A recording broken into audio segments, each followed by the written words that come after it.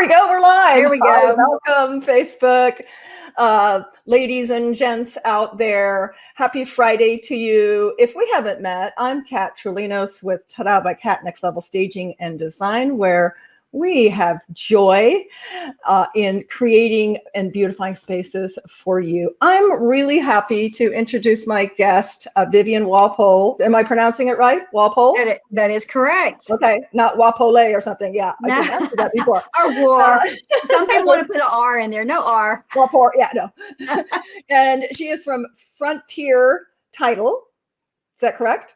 That is correct. Frontier Title. I didn't know if there was another word to it.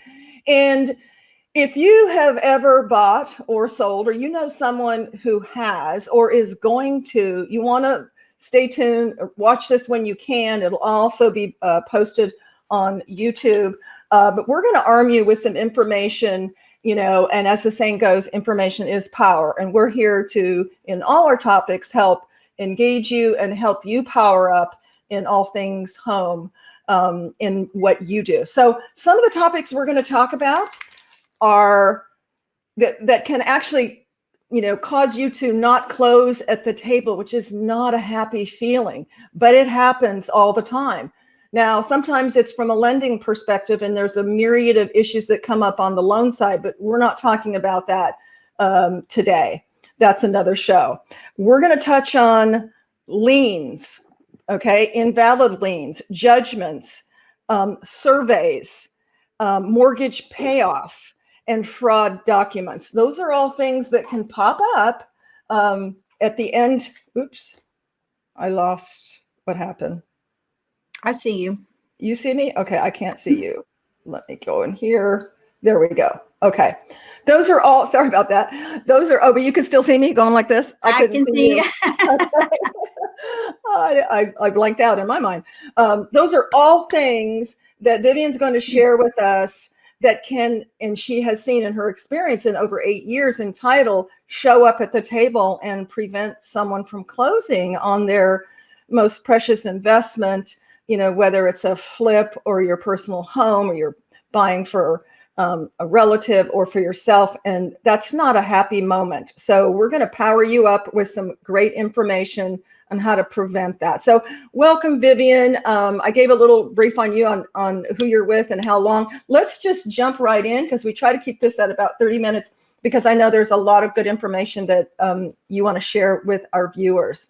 So what would you like to, let's start off on the lien, or is it invalid lien, or just different types of liens that possibly, and let me just preface this with, this is a discussion that you want to have with your seller, if you're a realtor, with your title company, or, you know, it's a team effort. So make sure you have these talking points, and make sure that your realtor who's kind of steering the boat has gone down this road, and you've divulged all information, because false information doesn't serve you well to have a smooth transaction that closes in funds. So let's talk about liens, Vivian. What can you share with us on that, how our viewers can prevent a mishap at closing? Yeah, so I mean, this is a real experience. Last week when I was in the office, and this is a deal that did not close. We had a lien against a property. It's actually a judgment against a property for a water softener, okay, like 20 years ago. So, wow. Yeah, so that still is in place. And, you know. Okay, I'm going to play devil's advocate here and say, you know, you were at the closing table. Wouldn't that have come up on clear title, you know, due diligence from title before the last day?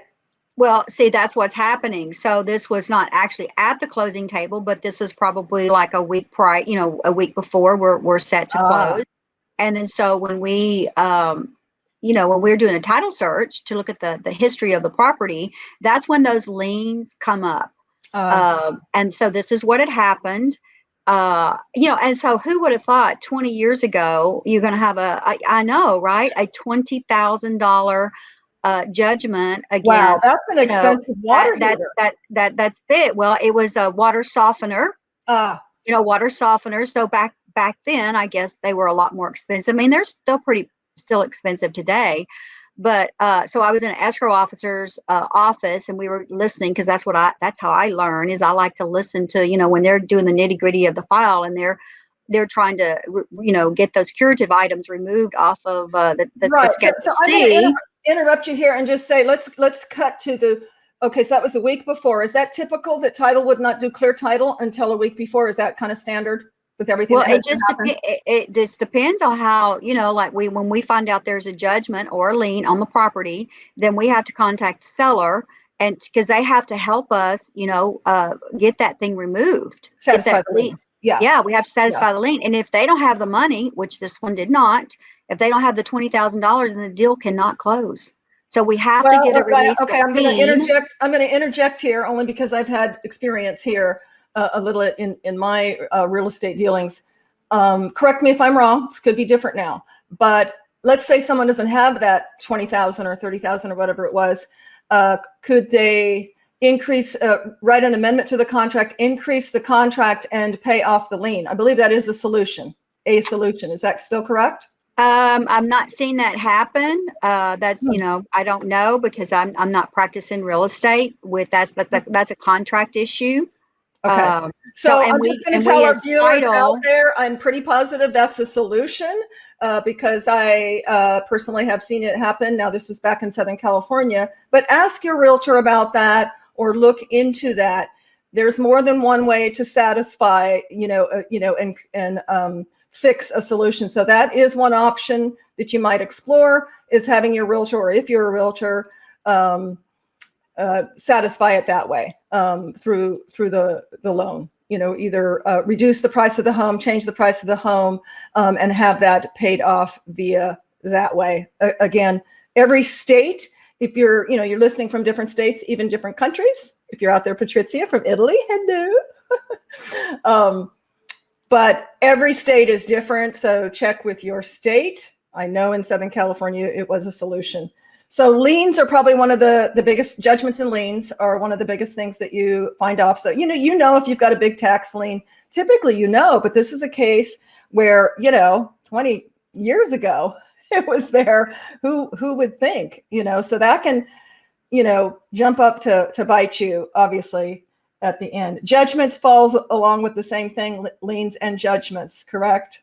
Yes, credit card, like credit card debt. If you have a credit card judgment against you, that as well. So there would be M&M liens, which would be mechanical liens. Let's say if they've had some work done on their home and they did not pay that contractor, then, that has to be released as well. That has to be paid off. So any old debt, if you don't have, and then that's going to segue me right into trust, having your property in a trust. Again, talk to a lawyer. You can mitigate taxes should one spouse pass by having it in a trust. But I know we have our property in a living trust, and I believe it's under our LLC too. So, talk to your attorneys about that. But you definitely want to know. You may have forgotten if it's 20 years, but if you have a judgment or a lien or mechanics lien, or you may not know if you didn't pay, if you stiffed somebody and you think you got away with it and you haven't checked, where would they check for that? Like on their credit score, right? On their credit score. Yeah. And then also, those are public documents. So anything that's been recorded in the county, those are, that's how we look there as well whenever we're doing our searches. If you don't look, you won't see it. So you may think you're just pulling along and you stiff somebody for a few thousand on, whatever. I usually find it's the other way around. The contractors stiff them. Sorry, contractors. But if it's the case, you might want to look, do Credit Karma, do one of those free, and you'll see if it's there, so do some due diligence up front. Help your realtor if you're a seller, because, they may not have asked you those questions up front. And I know Vivian, and we'll talk about it towards the end of the segment here. She provides her clients with her realtor partners and her clients, sellers, a list of questions to ask, right, Vivian? That is correct. Yes. I'm going to ask you to share that with us, and we'll put it up on YouTube when we redo this on YouTube, so folks can find that. So make sure that you go to Ta-Da by Cat on YouTube, subscribe and hit the bell. And in a couple of days, Vivian's segment will be uploaded there, and we'll have a sheet of questions that you might not have thought of to ask. It's that preparation. Do it up front to prevent. Really, if you're a realtor, loss of commissions. Your sellers are unhappy with you, and they don't get to their next step and dream house. So do it up front. A little homework up front will make a huge difference. So we'll have that on the YouTube channel for that. So let's talk about surveys. That's another issue, right? That's a big issue. Yeah. I'll just say this, that when you get your title commitment, make sure you look at your Schedule C, because and on Schedule B is going to have all your legal description with your survey. So okay, so I'm going to repeat that. Look, when you get your title commitment back, I know you're flooded with emails, and there's so many pieces to the puzzle in a transaction, but you want to make a note to that and check when you get your title commitment, your Schedule B, and that's going to have all the legal descriptions. And what else should we be looking for on that, Vivian? So what that's going to do is that's going to take a look at your survey. So that's going to mirror that survey.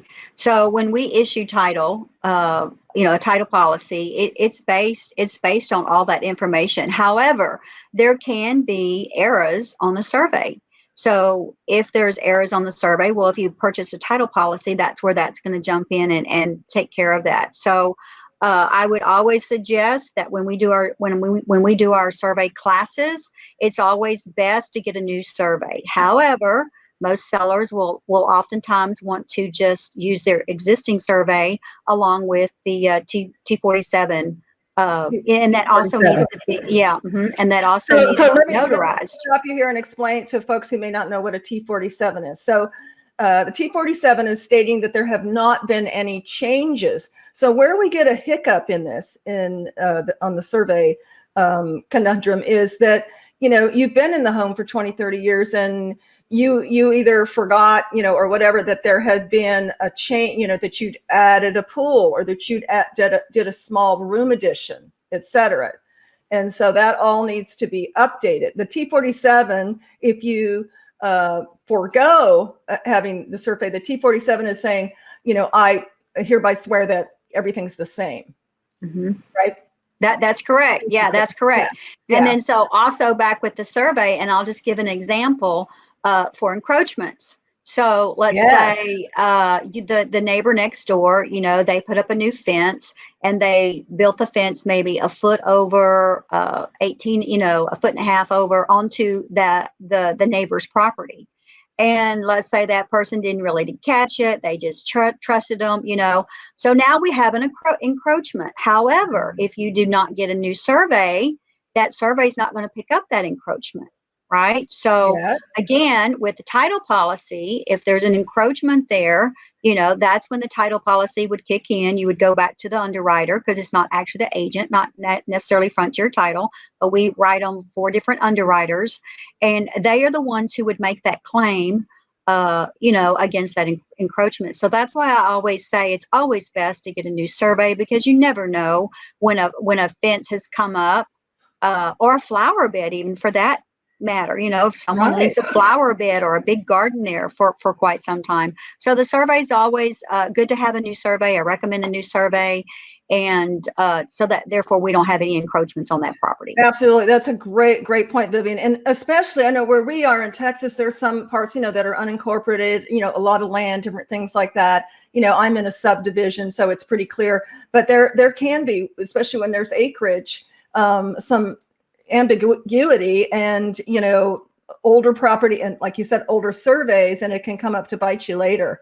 So and also I want to interject, anytime you're dealing with water, property that is on water, because what happens, water comes and goes, and it changes land. So you should always get a new survey. Bay property, where a river is existing, on the beach, that kind of beach, we've situation. Seen that a lot. Mm-hmm. Yes, because Mother Mother Nature changes. Years ago, I worked for a builder when I first came here from SoCal, and we built on land. And I had this poor lady come in and says, we've lived on this land for 40 years, never had a flood. And she watched her 2-story house go under. I know. Mother Nature changes. Yes, it does. So yeah, be real careful. Yeah, it's worth the peace of mind to have a new survey, I think is what I'm hearing here. Don't cheap Exactly. out. Yeah. Well, and and oftentimes, and I know that people, they don't really understand what a title policy is for, and it is that insurance, right? For any errors, like if someone comes knocking on the door and say, "Hey, I have a vested interest in this property," and that's where then we would jump in and do our due diligence and see, did we leave out an error? Did we miss an error? So that's the benefit of Right. having So you as a title buyer, policy. yeah, they're protected. And like I say, they don't go to the title company. You're the administrative facilitator, but they would go to your underwriters because you have paid that owner's title policy, also called OTP. And it's well worth it because, we're only human. Mistakes do happen. And Absolutely. so it covers the buyer from errors and omissions. The buyer and the seller, who all does it protect? No, just it's the buyer. The buyer. Yeah. It's the buyer. Oftentimes in the contract, and you're aware of this, it's a negotiated item, but oftentimes we do see the seller, paying for the title policy, and then the buyer gets the benefit of it. Right. But yes, it is for any new agents out there.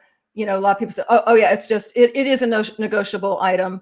There's, again, so many points beyond price that you can negotiate in a real estate transaction.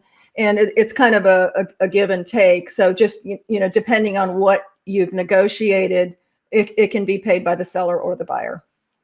Correct. And is it still about 0.75% of the first loan? If there's a yes, just to kind of give you a rough idea, because I'm just going off at the top of my head right now, for like probably a $250,000 a home, that title policy probably going to run you around $1,800. And then if you want the additional coverage for any extra that has to do with the survey and the boundaries, that is about 0.5% of the premium, not the sales price. This is where a lot of agents get confused on how do I explain that. So it's used generally under $100 for that extra coverage. Yeah, so isn't it on the sales price? I mean, the financed amount. It is. That is correct. Finance yes. amount. So, we have buyers that come in and pay, $50,000, $100,000 down. It's the financed amount and the first loan. If there's a first and second, it's on the first loan. So that is there's probably more information than we need there. Let's jump into fraud documents. And how could that put the kibosh on closing at the table? Well, title is the, third party, right? So when we start doing our due diligence and we, if we find out there's any fraudulent documents, and I'll just give you an example of what happened this past week. We had a client that was a borrower that was in Canada, and of course, the borders are closed; they can't come over. Right. And with our underwriters, we needed to close, and so we needed a mobile notary. And of course, we had to deal with the power of attorneys, and they can't come over, and then they're trying to get somebody else to, sign on their behalf. And we're just like, no, you know what? We can't take that risk because they don't have the right to sign on that person's behalf. So. If they have a power of attorney, why didn't they have the right? Well, because it has to be the notary had to be approved within the states. So you look at the states and the counties, and we were calling Virginia to see if it just can get a little bit of hairy sometimes when you have somebody wanting to or needing to sign on your behalf. And then when a power of attorney is being written, it has to be approved. So our underwriters have to look at it. Sometimes people will go onto the internet and they will try to pull up their own power of attorney, and it does not get accepted. Well, it has to be, or maybe they check the wrong box. That's right. So title does, in my experience, they create the power of attorney. It's called a one-time property. So it's not giving someone power of attorney to sign anything ever in your entire life. It's on that specific property. I'm thinking you might have had issues because of the different country, maybe. Well, we had that, and just that we had underwriters that weren't agreeing with one another. I mean, the underwriters are the ones that are, I mean, they play God in the situation. They Right. approve it or they don't approve it. Right. So, and I just have to give kudos to one of our escrow officers, because she just did not give up. And I just love the word, when you say we have find a solution. So we finally did reach an agreement, and they finally did. It's like the left hand didn't know what the right hand was doing, because what were they? They were concerned with, fraudulent documents. We can't just get through this, and then here we don't have a valid signature, right? Sure. Like who is really the right person that's supposed to be signing? And it's no. I'll give you another example. When we have investors who purchase properties with an LLC. But yet when they go to sell it, they want to put it in, they want the proceeds to go into their names. So we have to make sure that we have all the corporate docs coming from them to make sure, do we have the right person who's going to be signing on behalf of the LLC? And sometimes we get a little pushback on that. But that is why, we're making sure we have the right person that's going to be coming forth on signing the documents, so that we don't have fraudulent documents. Absolutely. Absolutely. Because there, unfortunately, it's a different world today, but there's just always been people who are trying to put one over. I was telling one of my assistants, because I said I could tell you stories about people who had false identity, purchased a home, went to closing, funds never came up. Ended up the guy had a record. I mean, there's just so many weird, like I could never wrap my brain around why. That's a lot of effort to put that much effort into something bogus. And then, but there's a lot of fraud out there. So I know you skipped from one example to the next, but I do want to elaborate on the commercial side of it. Because a lot of people don't know too, if it's an LLC, you need the articles and you need to have whoever signing for it needs to be an officer of the LLC. That is correct. That is correct. Right. Yes. You can't just have, we'll have mom sign under the, no. No. Well, also, no. And also, I do want to point out to you, because you made a very valid point about, driver's license. I mean, we've had people come in with not a real driver's license, so we have to accept their passport, a valid passport, their green cards. There's all different kinds of identification that we make sure we are truly dealing with the right person. And I will say, hands down to the training that our escrow officers go through, because they have literally caught that at the closing table, have had to stop a closing because they caught it, right? An invalid driver's license, license. Or it was expired. So I'm sure you guys are trained, or your agents are trained what to look for. So I'm going to tell you from experience, this has come a long way, because when I bought my first home in Southern California in '88, all you had to have was a copy of a driver's license. Well, if that doesn't open up fraudulent possibilities, nothing does. But and I also changed my name to my original Greek name without really any documentation or a lawyer. Things have come a long way, obviously, because of the fraud that goes on all over the world. So kudos to your agents for getting that training. Unfortunately, it's like how we have to educate our kids today, differently than when I was playing hopscotch at 12, in the 60s. It's a different world today. So but that's great that they caught them and they knew what to look for, because what kind of a clusterfuck could that be, that you've got someone who's not a real person making this huge transaction. Yeah, and I also want to jump in and say this as well, because this, we're talking about what can go wrong at the closing table, like either right at the closing table. Yes. So we had this situation where a husband came in, and he came in as a single man, but he had a wedding ring on. Okay. So he has a wedding ring on, and the wife is with him, but all his documents, guess what, say that he's single. So what had to happen? We had to stop the closing at the table, and we could not move forward. So guess what they did? They took their documents. Because why? I mean, a ring doesn't mean anything, but I mean, Well, why? because he was actually a married man, but all his documents said that he was a single man. And so everything, so that's fraudulent. If you're not, if you're purchasing, because in the state of Texas, she needs to be included in on this. And so he brings her to closing and we wouldn't close it. And he took his documents elsewhere.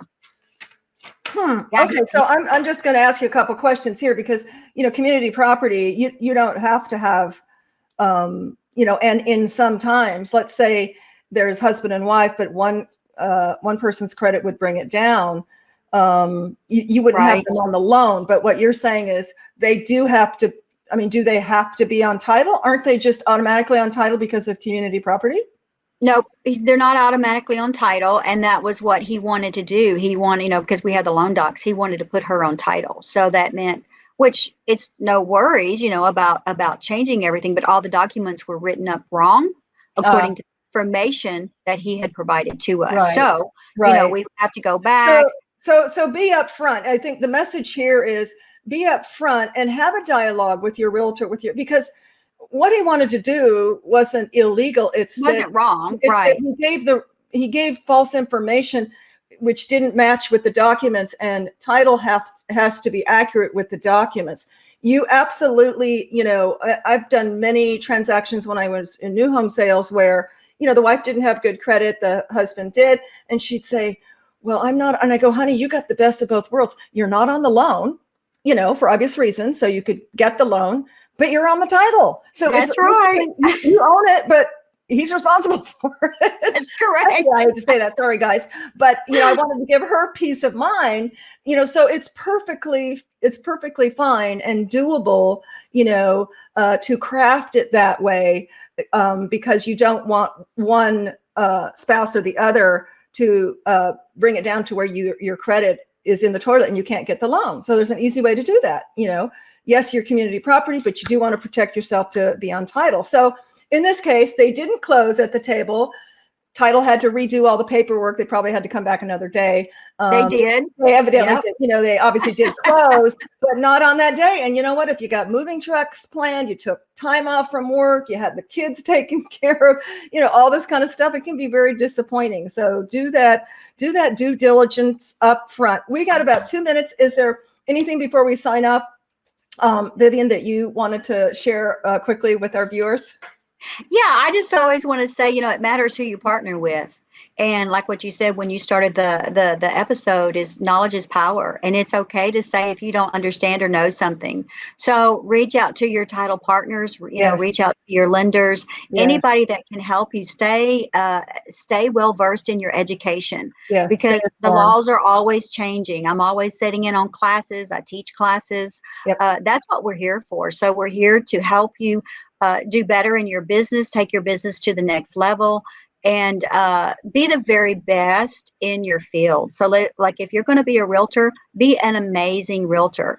Reach out to us, ask us questions. You have my contact information. I do not have that PDF with me, but I will upload that PDF about the questionnaires that they need to ask. Yeah, send that to me, Vivian. We'll put it in the episode. And where are your offices at for folks who are in the Houston area? Just the city. I don't need the addresses. They can look those up. Okay. Yeah. So my office is in Cypress, in Town Lake on the boardwalk. We have an office in Katy, Memorial, the Galleria area, and the Woodlands, and College Station. I was waiting to hear the Woodlands because I told you we're putting my mother-in-law's house on the market. So I don't want to drive to Cypress. Awesome. Well, thank you so much, Vivian. Just a plethora of information. And I want to wish everybody, as usual, a wonderful weekend. Stay positive, stay hopeful, and stay connected. And thank you so much for connecting with Vivian and myself today. Share this video, make a comment. We'll go back and answer questions if you do have some questions, but power up with information. And until next week, which we're going to have a surprise guest next week, so you don't want to miss next Friday. We will see you later. Bye, Vivian. Bye. Thank you, everyone. Thank you.